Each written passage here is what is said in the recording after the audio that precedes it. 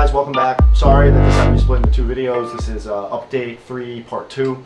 There was just a lot of stuff I wanted to talk about and I kind of ran out of time, so we're just going to kind of go over a lot of the stuff I've already been dealing with. More specifically the helmet, the motorization, resin casting, some of the clear parts for the suit, the LED and electrical work, and we'll see what else kind of pops up. So let's jump in. So first off, I wanted to talk about a little bit of the resin casting process that I've been doing. So for certain parts of the suit, like the arc reactor little chest piece, the little palm arc reactors, and then the 6 infinity stones, I wanted them cleared. I wanted to throw LEDs behind them to make them light up and do whatever, just to look better. So what I did is I went and printed them out anyway.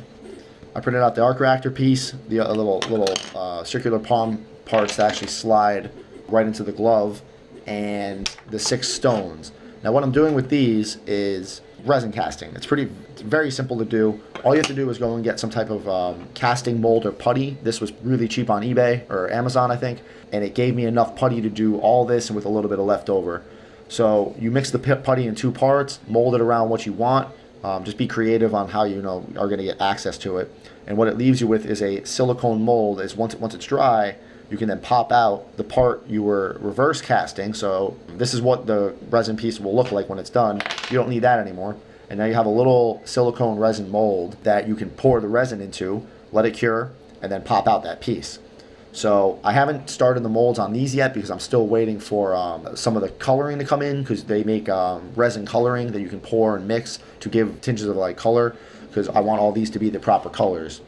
So for the clear chest piece and the arc reactors, I did start this process. That's why I don't have the molds out here. They're currently in my garage drying because they take a little bit. And I did the same thing, took the putty, put it around the piece, let it cure, popped it out, and now that I poured the resin into it. I'm using normal like automotive resin, and it's nice and clear. It'll work out. And once that's done, with some cleanup and some little bit of work, they should fit just like the other pieces do. And I can throw LEDs behind them, make them light up, and do whatever I want with them. Same with the gems going on the back of the hand topper. What I've also considered doing was I got my hands on a very nice arc reactor 3D file, printed this out. I'm probably going to make this light up, and I thought about actually putting this on my shirt underneath the armor, underneath the suit. This way you could actually, letting this light up, this way you could actually see it through the lens, and I think that might add a nice level of like depth and detail to the whole build, because you'd also be able to see this kind of outline of the arc reactor, because if you look at the suit from the movie, you can still kind of see this whole triangular like shape glowing through the lens. So I think that would add just like kind of a cool depth. I think it'll kind of depend on just how clear this resin cast comes out. It should come out pretty clear, and then you'll be able to kind of see it through it, which I think will be a really cool effect. So now let's talk about this helmet and how I got it to do this. So I'm so incredibly happy with how I got this to work, and that it actually does. It needs a little bit of refinement. I don't know if I talked about it in the other videos, but this is a test helmet. This is my running technology, try this, try that, what works, what doesn't helmet. This isn't going to be on the suit because it's actually a little bit too big. It fits my head, it's nice, but once it's proportioned to the suit, it looks like a bobblehead. It just makes a really cool kind of shelf topper. I'm actually already started the process of printing the actual helmet that's going to go on it, and it's kind of taped together right now just for effect, but you can actually probably already tell it is a little bit smaller. This is 100%. This is the Ironman MK85 version 2 helmet off of Thingiverse. It's a free STL. It fits. It's beautiful. It came out awesome. Everything fits. This is version 1. Version 1 was sliced a little bit differently, where this was 3 pieces, the faceplate, this whole jaw part to about here. I think it was all this right here. So this whole jaw part, and then the smooth skull part. Whereas this one, they omitted, instead of this part being printed with the jaw, this part's printed with the headpiece, which I'm actually printing right there right now. So once that's done, we'll have a good little test size, and I'm hoping it fits. So this is going to be the actual final helmet for the build. It's a little bit smaller. Getting the electronics in there will be a little bit more complicated, but I'm not too worried about it. So let's start looking at what makes this helmet tick and what I did to get it to work.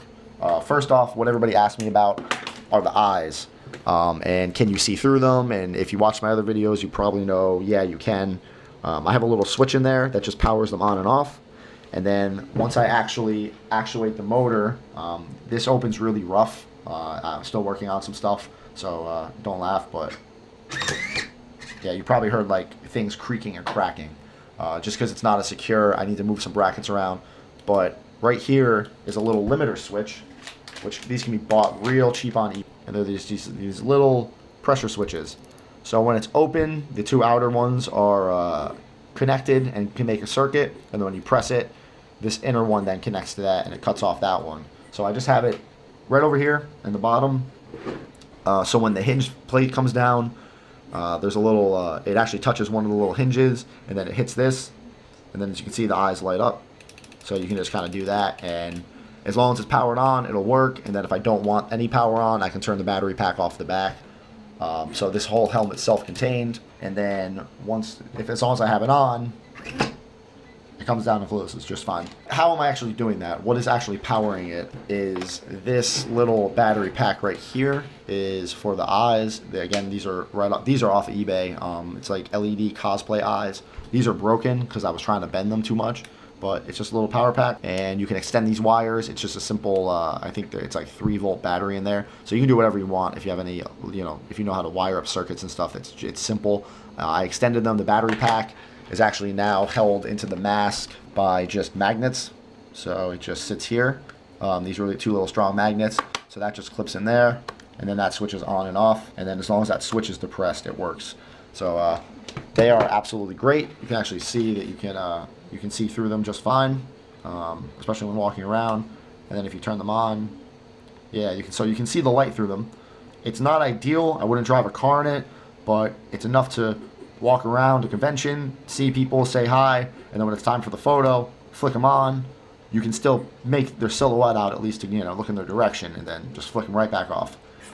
With some wires and switches, it's very easy to do, even from like your glove or the side of the mask, however you want to do it.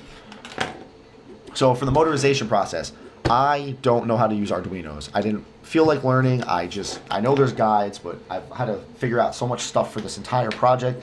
I didn't feel like learning another new technology, another new thing. I just didn't have the patience for it. But I knew there was a way to do this without having to do programming. And luckily, the internet came to my rescue. It's still using a micro server. You can see the little micro servo in here, and I believe it's an MK85 micro servo. And what this normally does is you hook this up to an Arduino, and it pulses a signal and 12 volts or 9 volt, whatever, and it'll tell it to open up at different angles and do this and do that. If you Google micro servo without Arduino, there are guides on how to modify this. You cut out a little board. You basically open it up. You attach right to the motor, and you get rid of the little micro board in there. So it's just a positive, negative 12 volt motor.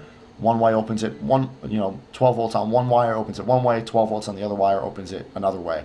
So you just need to flip the polarity back and forth. That's why I was moving the positive and negative on this battery back and forth, and it'll drive it open or closed. So that, coupled with these hinges, which I also got off Thingiverse, just search Ironman helmet hinges.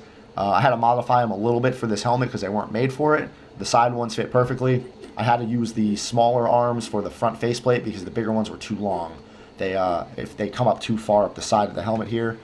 So just play around with that. I'm going to do a much more detailed video on this whole helmet once the smaller one's done, because I'm going to need to refine this, because right now it opens a little choppy. Some of the brackets are tight, so there's a little bit of work still to be had with this. But like I said, it's a test helmet and proof of concept, and so far it's working out pretty well. I'm very happy with it.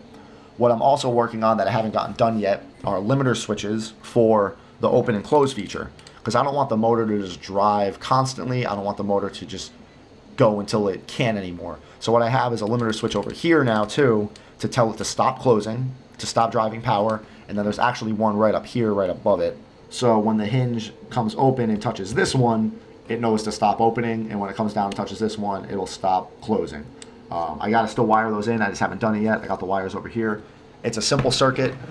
It's just gonna kill power to whichever direction the motor is spinning and let it to know to stop, because the last thing I want is this faceplate breaking off in the middle of a convention because it's been stressed too much. So the mask works perfectly. I still look at this thing and I think to myself, I made that. Like, I didn't design that, but I made that, and I'm just so very proud and happy in myself. This is something I've always wanted to do, and it's actually coming true. I don't have the battery pack on. So if you're trying to make something like this, just go for it. You'll learn along the way, just like I did. Yeah, you can hear things creaking and cracking, because this helmet has seen some mileage, but it works. From what some people have told me, this actually opens a little smoother and closes a little smoother than some of the Arduino driven motors. So I'm kind of happy to hear that. What I might do is I might ditch the 9-volt power supply for the motor and actually drop it down a little bit more, make it open and close a little bit slower. I could probably use a potentiometer for it too, but dropping the voltage might just work out just fine. And then I'll have a 5 or 6 volt power system powering the motor, and then I'll have a 12 volt powering all the LEDs around the suit. So that does it for the masks. That does it for how I got this all to work. If anybody's wondering about colors, by the way, this is Colonial Red Rust-Oleum red spray paint, and this is Rust-Oleum Metallic Gold, and they match what this suit needs to be perfectly. This is with no clear coat. This is with no polishing or buffing. I just painted them to give it colored effect because these videos just look cooler with a colored Ironman helmet rather than just messing with a black one. This is no clear coat, no polish. There's chips and dings, and then all the silver and the gold on the lip is metallic Sharpie, and it actually matched pretty well. So this is just, again, a prop piece. Once I'm done with the suit, I'll come back and probably clean this up and either sell it to somebody. Maybe if this is going good enough, I'll give it away as a prize. I don't freaking know. I just wanted to go a little bit more in depth with like the helmets and the electronics that I couldn't cover in the other thing. Everything's going great. I'm almost done printing everything. And if you guys have any questions about how I did anything, you want to see better pictures, videos, like I said in the other video, what I was originally going to do actually was wire up a whole complicated relay system. It's called a 5-wire locking system, and what it does, it's actually very similar to what works on car motor, with the windows in car motors. And what it does is it flips the polarity between the left and right wires, so the window motor goes up and down and up and down, and it runs off the same power supply. I know how to wire that up, but somebody pointed me into the direction of a dual polarity toggle switch, and it's just a little tiny switch, a little bit bigger than this little guy, and it does that for me. So I don't know everything. Like I said, I'm trying to do this the best way I know how with the skills I know, but somebody in one comment already solved a huge problem for me on, hey man, why don't you just do it this way? And that was on, I believe it was on Reddit. Yeah, so please comment, ask questions. This is how we all learn, is by sharing our experiences and technologies with each other. So don't be afraid to ask. I love talking about this stuff and teaching and sharing, and I learned so much along the way by myself. So thanks for watching and have a good day.